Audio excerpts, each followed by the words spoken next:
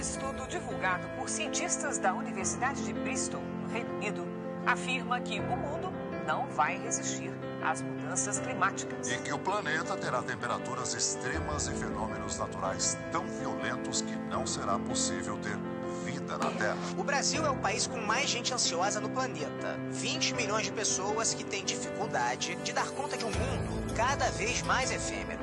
E mesmo em meio a todas essas situações, Deus nos convida a despertar.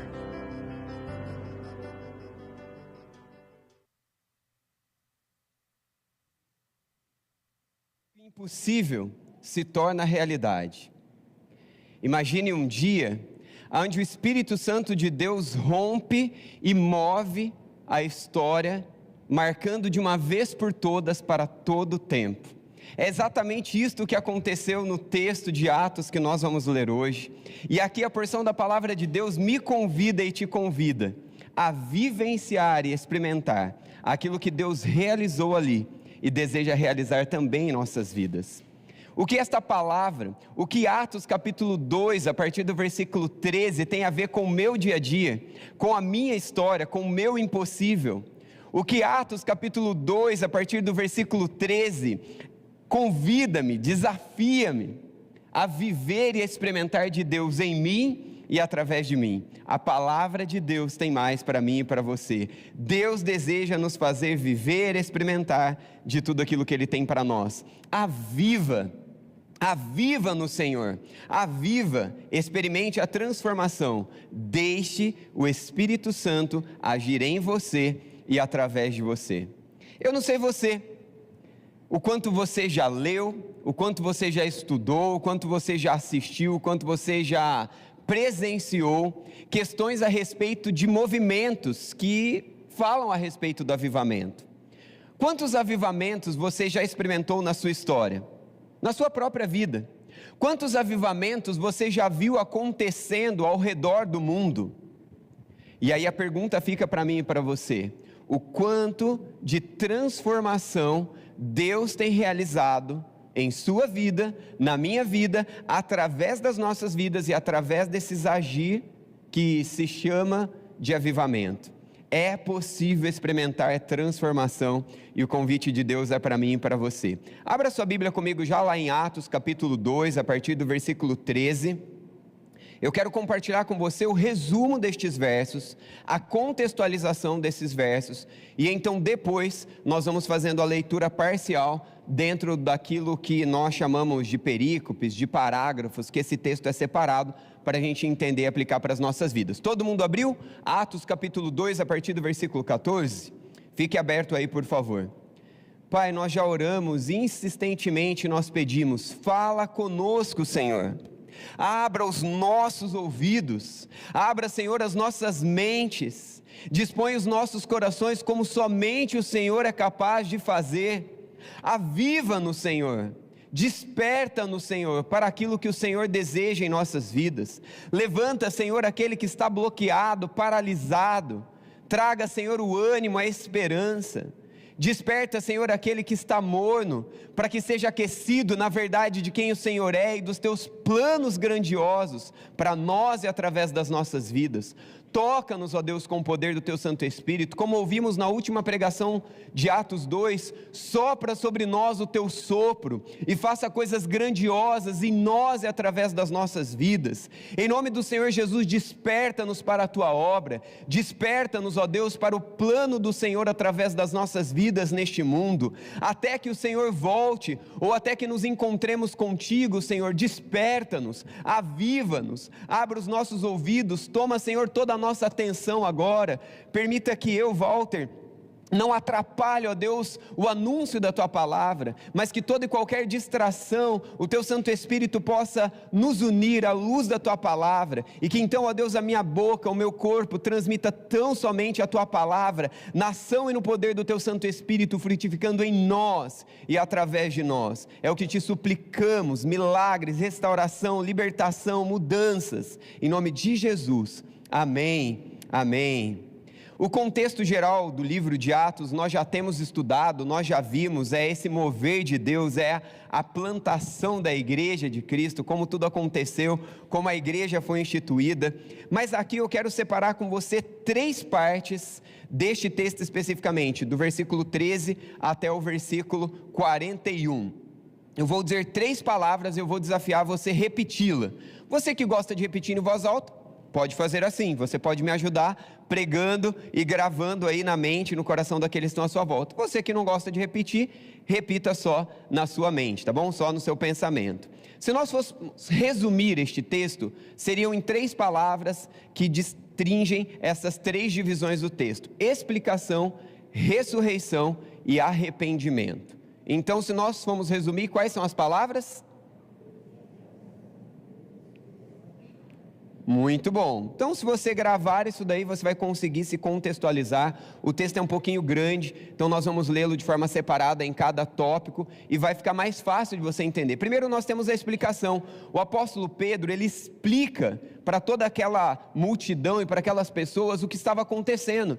Porque após esse mover especial e sobrenatural do Espírito Santo de Deus que havia acontecido, e as pessoas entendiam, conseguiam compreender em suas próprias línguas aquilo que estava sendo anunciado pelos homens de Deus, o povo olha e fala: o que é isso? O que esse pessoal está falando? O pessoal está bêbado, bebeu demais. E alguns não entendiam o que estava acontecendo. E primeiro Pedro explica o que estava acontecendo, mostra que isso na verdade era algo que Deus já havia predito, era uma profecia lá em Joel, e agora aconteceu. E ele então permite que as pessoas não olhem para esse mover do Espírito Santo de Deus sem o entendimento, mas ele dá explicação, ele mostra: olha, você que está aí assustado com isso, você que está julgando, você que está fazendo maledicência, você que está sem entender, não tem ninguém bêbado aqui não, isso é mover de Deus, e Deus já havia dito que ia fazer e ele começou a fazer. E então a explicação permite que as pessoas se juntem a essa verdade, a essa grandiosidade daquilo que Deus estava realizando. Isso nós vemos no versículo 13 até o versículo 21. Pedro explica então esse contexto todo. Então nós falamos explicação, ressurreição e arrependimento. Ressurreição, do versículo 22 até o 36, Pedro prega Jesus, enfatizando a ressurreição e a exaltação, confirmando Jesus como Messias prometido. Dentro do contexto era muito necessário o entendimento de quem era Jesus, esse Senhor que Jesus chega e invade a história. Mas espera aí, não era um homem? Mas como que esse homem comum como nós? E aí então Pedro contextualiza, mostra Jesus como Deus, como Filho de Deus, enfatiza a ressurreição, a exaltação e aquilo que Deus já estava realizando na história de Jesus, que era muito importante ficar gravado na mente de cada um. E depois, tem uma palavra muito importante: agora que os feitos do Espírito Santo de Deus são visíveis, são notáveis, agora que isso é explicado e é percebido que não é um movimento emocional, não é um movimento circunstancial, é Deus agindo na história, é Deus rompendo com o sobrenatural e mostrando que quando é necessário para o anúncio da palavra de Deus, para que as pessoas entendam quem é Deus e o que Deus tem para elas, Deus realiza milagres, explicado, marcado, contundente, vem aquilo que é essencial.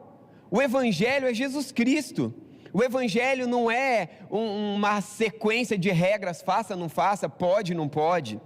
Mas é um Deus que nos ama, que rompe a história e nos encontra, com perdão, com esperança, mas que nos convida à última parte, o arrependimento, versículo 37 ao 41. A multidão responde à pregação de Pedro com convicção, e ele o chama ao arrependimento e ao batismo.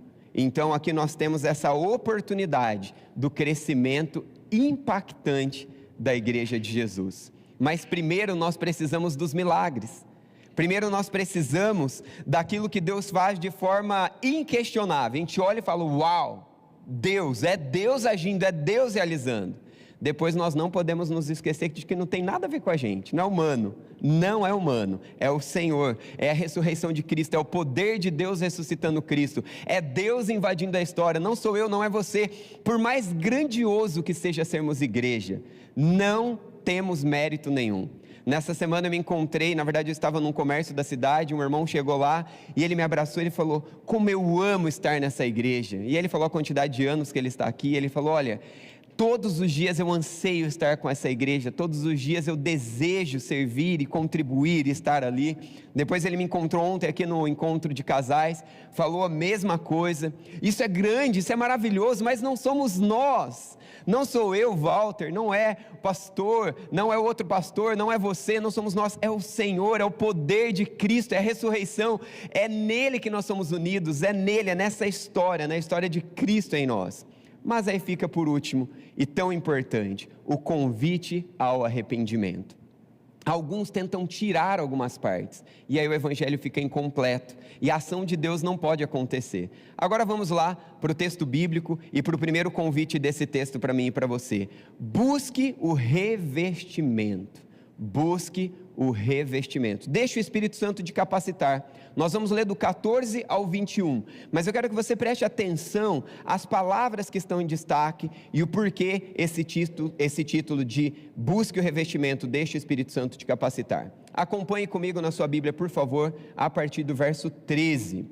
Outros, porém, zombavam e diziam, eles beberam vinho demais. Então Pedro levantou-se com os 11 e em alta voz dirigiu-se à multidão, homens da Judeia e todos os que vivem em Jerusalém, deixe-me explicar isto, ouçam com atenção as minhas palavras, estes homens não estão bêbados, como você supõe, ainda são 9 horas da manhã, ao contrário, isto é o que foi predito pelo profeta Joel, nos últimos dias, diz Deus, derramarei do meu Espírito sobre todos os povos, e os seus filhos e as suas filhas profetizarão, e os seus jovens terão visões, e os seus velhos terão sonhos. Sobre os meus servos e as minhas servas derramarei o meu Espírito naqueles dias, e eles profetizarão.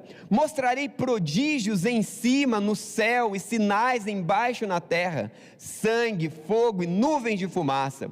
O sol se tornará trevas e a lua em sangue, antes que venha o grande e glorioso dia do Senhor, e todo aquele que invocar o nome do Senhor será salvo.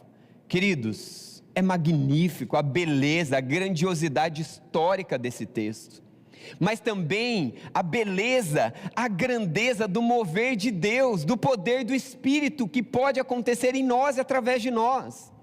Ao lermos um texto como esse, quem você é? Você é daqueles que torce o bico e zomba do movimento de Deus, da ação de Deus? Você é daquele que fica questionando? Você é daquele que ignora e simplesmente engole qualquer emoção e qualquer sentimento? Ou você é daquele que faz parte daquilo que um dia Deus disse que iria fazer, e você se junta nesta verdade e diz, eis-me aqui, e permite que Deus realize em você e através de você esse convite? Busque o revestimento do Espírito. Tudo isto que aconteceu aqui só aconteceu por quê? Porque cada um desses na igreja de Cristo Jesus que estava sendo plantada, eram bons demais, era um melhor que o outro, ninguém errava, ninguém era imperfeito, a capacidade, a intelectualidade, a comunicação deles eram incríveis. Foi por isso? Não! É pelo mover do Espírito Santo de Deus, é pela ação de Deus. Perceba, gente, Deus tem nos prometido, Deus tem dito. Uma pergunta para mim e para você: por que quando nós somos salvos, nós não somos arrebatados? Por que quando somos invadidos pela graça que nos salva, somos levados ao arrependimento, somos levados ao perdão, somos reconectados com Deus, por que nós não somos diretamente arrebatados para morar com Deus eternamente? Dentre tantas coisas que a palavra pode nos dizer, tem uma que grita no meu coração ao ler o livro de Atos: nós somos salvos para viver a obra de Deus aqui, mas nós não podemos nos esquecer que a obra de Deus aqui não é você, a obra de Deus aqui não sou eu, não tem ninguém melhor, não tem ninguém mais capaz, é a graça de Deus, é o poder de Deus. Quando eu olho para estes versos, e eu vejo essa profecia, e eu vejo esse acontecimento, e eu vejo esses sinais, sinais embaixo na terra, sinais acima, essas coisas que fogem do comum, é só Deus que pode realizar. Será que eu e você, em nossas missões, dentro do nosso ambiente de convivência, na nossa casa, no nosso trabalho, na sociedade, nos nossos parentes, nos nossos ministérios, estamos conscientes de que precisamos ser revestidos do poder capacitador do Espírito Santo de Deus? Ou será que você é daquele que é mais pacato, mais calmo, mais reservado, mais observador, e na sua característica, você pensa, observa, analisa, e não faz nada? Talvez você esteja pensando, agora pegou só um lado, só um grupo das pessoas, mas vamos pegar o outro. Você é daquele que é agitado, que parece que tem energia demais e sempre quer fazer alguma coisa, e sai fazendo, e sai agindo, e sai realizando, e sai fazendo, não para, não fica quieto. Não importa se você é desse mais agitado, ou se você é desse mais quieto, observador, mais calmo, mais parado. Cada característica, cada personalidade precisa de uma mesma coisa que não pode faltar. O que é, irmãos? O que o texto bíblico está nos dizendo que é? Revestimento do Espírito Santo de Deus, capacitação, dependência, poder de Deus. Ou então, nós vamos ficar com um grupo de observadores que observam para sei lá o quê, ou de agitadores que se agitam para nada. Agora, quando aqueles que se agitam e aqueles que observam se juntam na mão daquele que criou tudo, daquele que sustenta o universo e permite Deus usar do jeitinho e do jeitão, é aí que a graça do Senhor acontece, e então o mover de Deus é realizado. Você tem buscado o mover do Espírito Santo de Deus em sua vida? Você tem dependido de Deus? Você tem consagrado ao Senhor as suas reflexões, aquilo que você deseja fazer? O princípio aqui nestes versículos é que o Espírito Santo de Deus é a fonte de poder, a fonte de vida para o testemunho e o anúncio do Evangelho. Sem essa fonte, sem este poder, eu não vivo o Evangelho, eu vivo vazio e vou precisar buscar no pecado, no anestésico, na ciência, na preguiça, na gula, no sexo, em qualquer outra coisa, algum tipo de alívio que na verdade Deus me oferece de forma perfeita e completa. O Espírito Santo de Deus é a fonte de poder. O Espírito Santo de Deus é aquele que nos capacita a viver o cristianismo, a proclamar o Evangelho. Você tem vivido essa fonte? Você tem bebido dessa fonte? Você tem dependido dessa fonte? O Evangelho não nos condena. O Evangelho revela a nossa situação e nos oferece um novo caminho, um caminho de graça, um caminho de esperança, um caminho de mais de Deus em nós e mais de Deus através de nós. Uma aplicação para estes versos: ore com fervor, assim como os discípulos estavam reunidos em oração. Reserve tempo diário para buscar a presença de Deus no particular, ao longo do dia, e como povo de Deus, comunidade de Cristo. Nós podemos orar com fervor, nós podemos buscar mais ao Senhor, e assim nós poderemos estar mais cheios do poder capacitador de Deus, para vivermos o Evangelho, para proclamarmos o Evangelho. Discernam os sinais, esteja atento aos sinais, o agir de Deus em sua vida, à sua volta e ao seu redor. Perceba que os discípulos estavam vivendo esse discernimento, perceba que eles buscavam isso e discerniam. Nós precisamos discernir, não na nossa razão, mas à luz da palavra de Deus. E compartilhe com esperança. Você percebeu a profecia de Joel, aqui realizada? Para pensar quantos anos foram. Não é uma aula, então não posso dar tanta informação, senão não consigo concluir a pregação. Mas estude quanto tempo demorou depois da profecia até esse acontecimento. Mas aconteceu! E assim como tem acontecido sobre a sua vida milagres, assim como tem acontecido sobre a sua vida quando você depende de Deus e Deus te honra, quando você obedece e Ele te abençoa, quando você confia e você vivencia os planos de Deus, eu e você podemos proclamar para aqueles que estão à nossa volta: Deus é real, Cristo rompeu a história, o poder do Espírito Santo de Deus é conosco hoje. Ele promete, Ele cumpre. Quando nós o buscamos, Ele nos encontra, Ele nos transforma. Quantas são as promessas de Deus para mim e para você? Quantas são as coisas que Deus tem profetizado ao longo das Escrituras e tem acontecido? Deus é real, Deus é histórico, e Deus é sobrenatural, e rompe a humanidade, rompe a história da humanidade, as nossas histórias, com poder, com sobrenatural, com milagres, para nos lembrar de que Ele é quem faz, Ele é quem realiza, para nos dar capacidade, ânimo e esperança para proclamarmos. Um outro tópico está lá no versículo 22 ao 26, anuncie a verdade, seja testemunha de Cristo. Você pode ler comigo o texto, eu vou lendo e você me acompanha aí, por favor. A partir do versículo 22.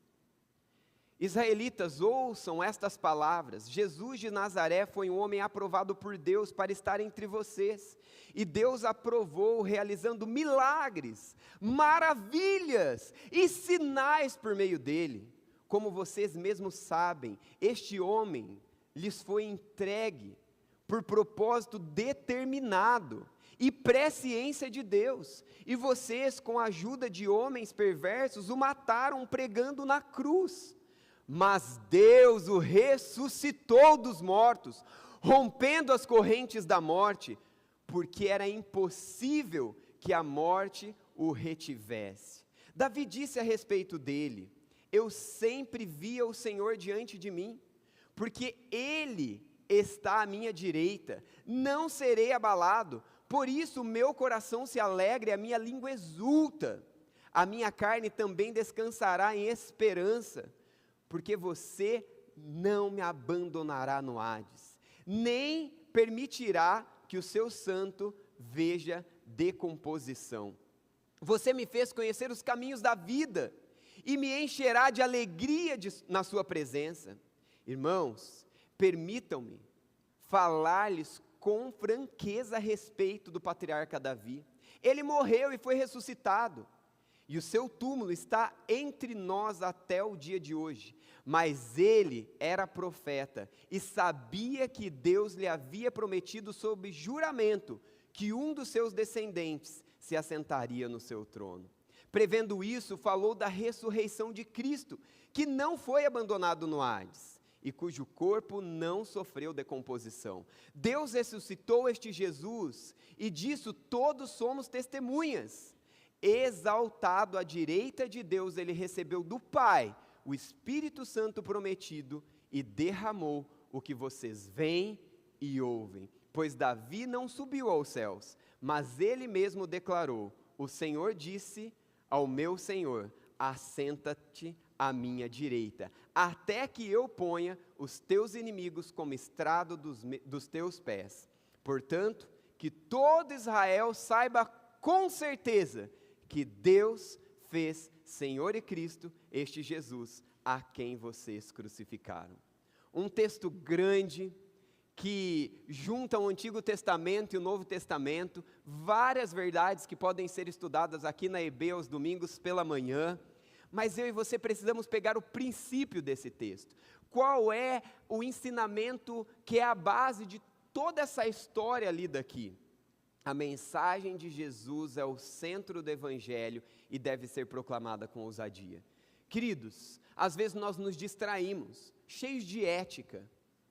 Eu não sei você, mas eu já estive em lugares e situações que a ética era mais importante do que o próprio Evangelho.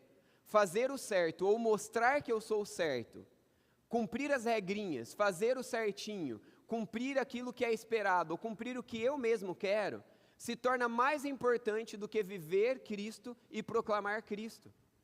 O contexto aqui nos lembra de que o mais importante no todo que nós vamos proclamar é o Evangelho. O Evangelho é Jesus Cristo pregado numa cruz, mas um Jesus Cristo que é ressuscitado daquela cruz. E esta mensagem é a mensagem que acabamos de pregar aqui na ceia. A morte de Jesus, o corpo de Jesus, o sangue de Jesus entregue no nosso lugar nos é esperança.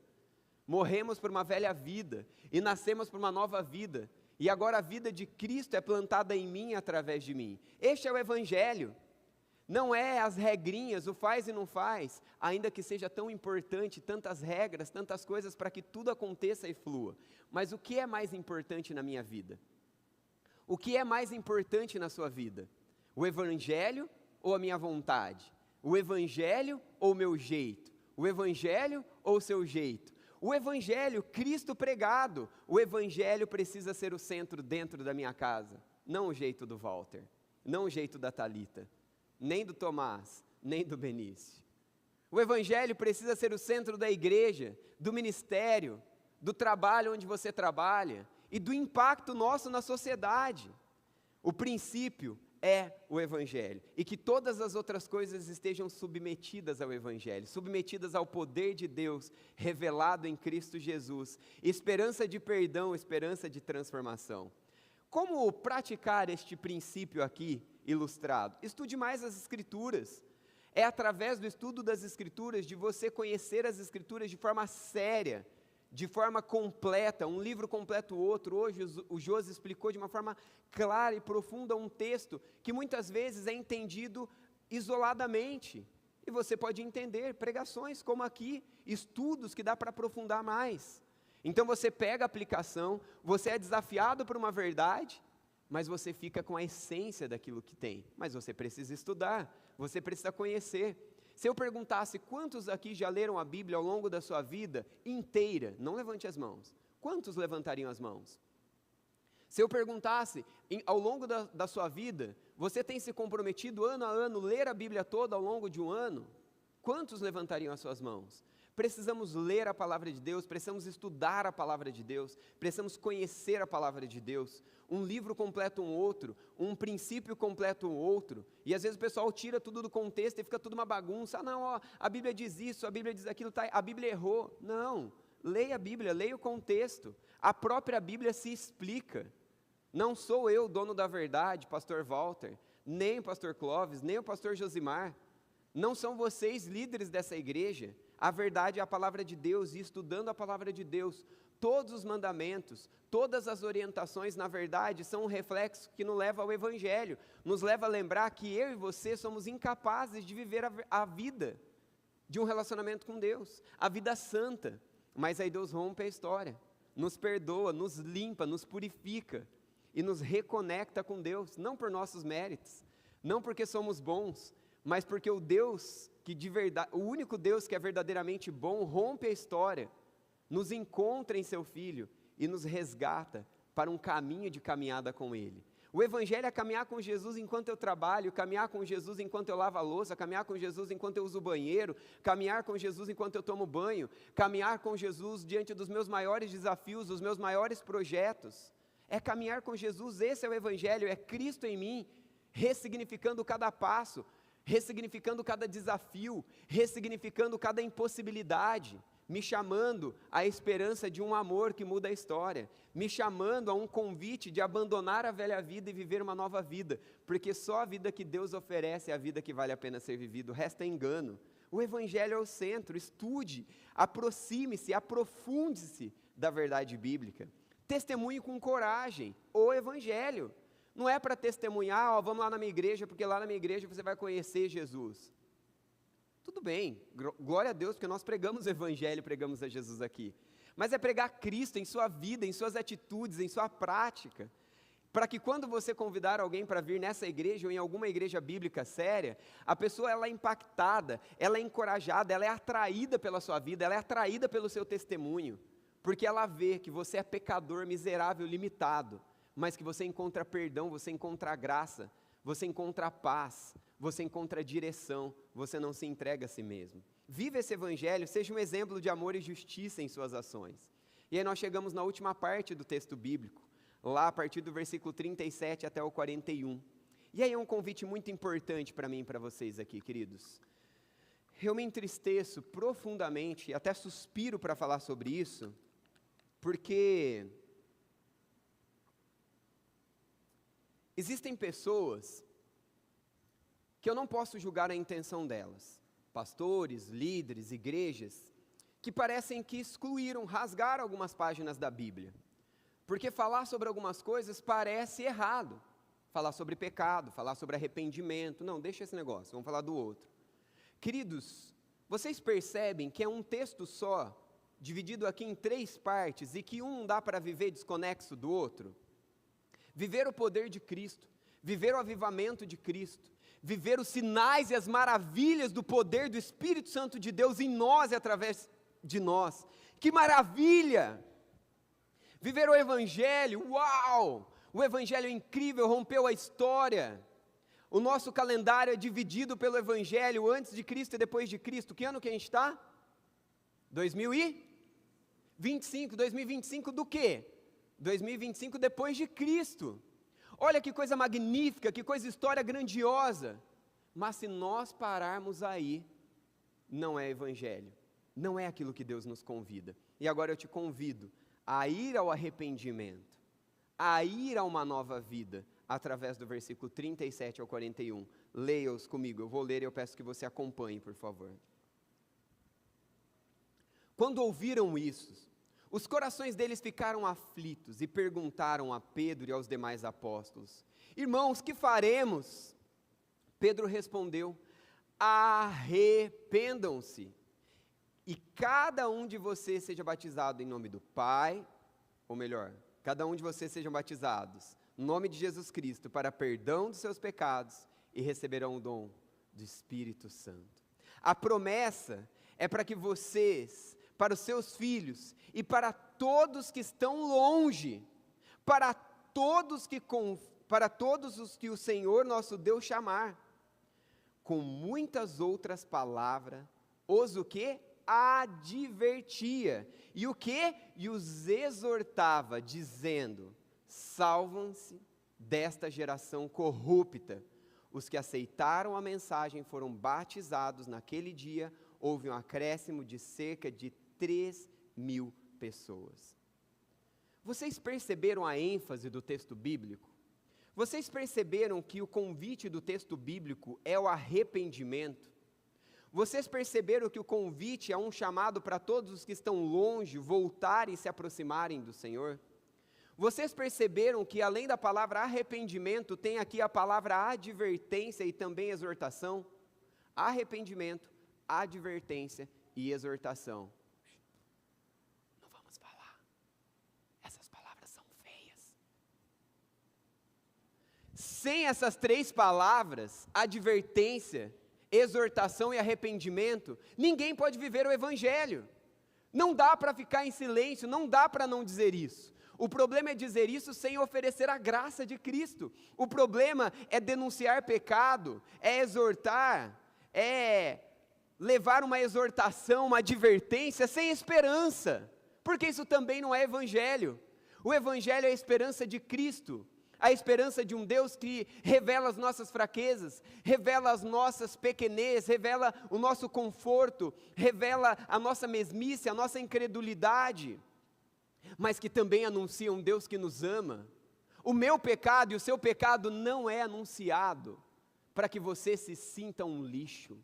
O meu pecado, o seu pecado, é anunciado para que a graça de Cristo invada, e a limpeza e o poder de Cristo, no sopro do Espírito Santo de Deus, como vimos neste mesmo capítulo, haja, e então os sinais e as maravilhas de Deus mude a sua história, mude a minha história, de forma que as pessoas olham e falam: não é possível.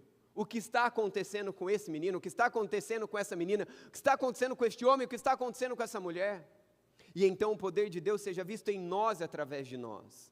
Queridos, o Evangelho é uma junção dessas verdades, que quando vividas e aplicadas, pode ser proclamado. E quando nós proclamamos, a história pode ser mudada. Deus nos chama ao avivamento. Qual dessas áreas, quais desses pontos, ou qual desses pontos, na sua vida você se sente hoje faltante? É neste ponto que Deus quer capacitá-lo pelo poder do Espírito Santo de Deus. É neste ponto que Deus quer suprir, abençoar, colocar, dar aquilo que você precisa para vivenciar o Evangelho mais e mais. O princípio desses versos lidos aqui agora é que a resposta ao Evangelho é arrependimento e fé em Jesus, que resulta no quê? Transformação de vida. Vocês perceberam que quando eu li no texto, o texto nos disse claramente que aqueles que ouviram e aqueles que aceitaram se juntaram a um grupo de aproximadamente 3.000 pessoas? Não basta ouvir. Quem aqui hoje, após ouvir o anúncio dessa palavra de Deus, vai voltar para casa do mesmo jeito? E quem daqui vai se juntar com a multidão daqueles que creem no nome de Jesus, que são chamados a viver o convite de Deus, a proclamar a esperança de Jesus e a vencer os seus próprios pecados, seus próprios enganos, para que Cristo seja visto em mim, não porque sou bom, mas porque Deus é bom, e Deus precisa ser visto, e Deus se revela através de pessoas, porque assim Ele decidiu fazer. O princípio é a resposta do Evangelho: arrependimento. Arrependimento. Você tem jogado a sujeira do seu pecado para debaixo do tapete, colocado o tapete, arrumado as coisas em cima, ou você tem permitido que o Evangelho mostre a sua pequenez, enquanto a grandeza de Deus seja vista na sua pequenez? O que o apóstolo Paulo disse? Que é na fraqueza dele que o poder de Deus podia ser aperfeiçoado nele. É na nossa pequenez, é na nossa sujeira, é na nossa falha, é na nossa limitação que Cristo pode ser visto. Apesar de gente como Walter, apesar de gente como você, o Evangelho entra e faz a diferença. Que possamos tirar os tapetes que esconde a nossa feiura, que esconde os nossos pecados, que possamos tirar essa mentira e esse engano de que não pode ser falado sobre pecado, e que possamos então, juntos à palavra de Deus, aqui no versículo 40, viver a advertência, a exortação, para que a salvação entre. Para de esconder os seus pecados, para de justificar os seus pecados, para de colocar a culpa dos seus pecados no outro. Jesus já morreu na cruz para te deixar limpinho. O sangue de Jesus, uma única gota, Hebreus capítulo 10 disse que uma única ablação do sangue de Jesus é suficiente para os nossos pecados passados, para os nossos pecados presentes e para os nossos pecados futuros. Em Cristo e no Evangelho você tem tudo o que precisa para viver uma nova vida, liberto do seu pecado, liberto da sua vergonha, liberto da sua derrota e abraçando a graça, abraçando a misericórdia. Você entendeu o que eu estava dizendo agora há pouco? Denunciar o pecado, exortar e falar sobre essas coisas, regrinhas, jeitos, formas, sem essa graça do Evangelho que nos convida ao perdão, essa graça do Evangelho que nos capacita, não é Evangelho. Mas quando a gente fala do pecado, denuncia o pecado e ao mesmo tempo apresenta a esperança, gente, o mundo não pode oferecer isso, só o Evangelho, só o Evangelho. Aplicação: examine o seu coração. Regularmente faça um exame de sua consciência em oração, como o salmista fez no Salmo 139. Deus revela o meu coração, o Senhor que me sonda, o Senhor que me conhece. Permita que o Senhor te veja, apresente-se diante dEle. Para de justificar os seus pecados e confesse os seus pecados. Para de esconder os seus pecados e apresente os seus pecados aos pés daquele que te perdoa, aos pés daquele que te limpa. Abrace a comunhão, assim como os novos convertidos se uniam em comunidade. Participe ativamente da Igreja de Jesus Cristo. Aceita a exortação. Junte-se à comunidade dos perdoados, resgatados e restaurados. Faça parte do povo de Deus. Comprometa-se com o povo de Deus. Sirva com alegria. Demonstre gratidão pela salvação. Sirva com alegria. Demonstre gratidão pela salvação. Meus irmãos, não é possível que numa igreja maravilhosa como esta, com tantos recursos como estes, tão significativa dentro da nossa cidade, aliás, que cidade maravilhosa nós moramos, não é possível que uma igreja tão significativa, tão maravilhosa como esta, numa cidade tão maravilhosa como esta, precise pedir voluntários para servir. Chame voluntário, o nome que quiser usar aí.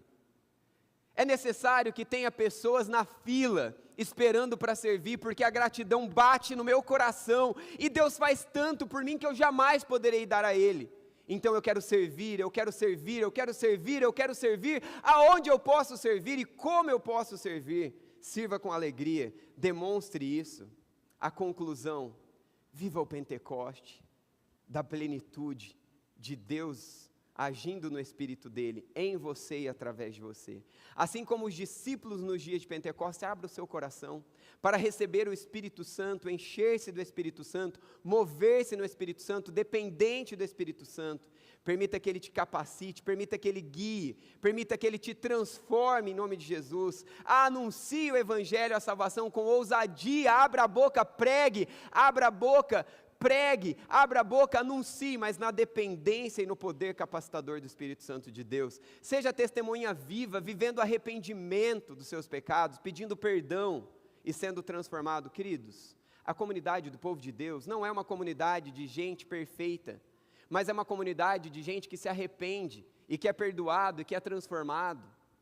Nós, crentes, nos diferenciamos daqueles que ainda não conhecem a Jesus, não porque somos bons, mas porque fomos encontrados por aquele que é bom. E reconectado com Ele, nós vivemos uma caminhada de arrependimento, perdão, renovo, graça e transformação. Que a chama do Pentecoste nunca se apague sobre as nossas vidas. Que você e eu sejamos instrumentos de transformação para este mundo e possamos levar esperança a todos quanto nos cercam. Para concluir, busque revestimento diário, dependa de Deus. Seja testemunha ousada e dependente de Deus. Viva em comunidade, comprometido com uma igreja bíblica, envolvido com uma igreja bíblica. Pratique arrependimento e fé e deixe o Espírito Santo te guiar. Nós temos uma pequena frase aqui e eu quero pedir que você me ajude a pregar para os seus irmãos. E eu vou pedir que você leia essa frase quando eu contar até 3, bem forte, para gravar aí uma tentativa de um resumo de tudo aquilo que nós ouvimos. 1, 2, 3 e...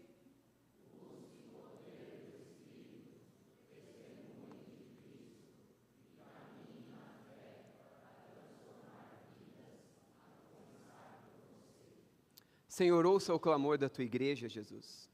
Ouça o clamor. Nós precisamos nos arrepender. Nós precisamos receber o Teu perdão, o Teu amor, a Tua transformação. Encha-nos do poder do Teu Santo Espírito, para vivermos transformação e para proclamarmos a esperança do Senhor. Em nome do Senhor Jesus, toca-nos. Em nome do Senhor Jesus, aviva-nos. Em nome de Jesus, desperta-nos. É o que te pedimos em Cristo. Amém. Amém.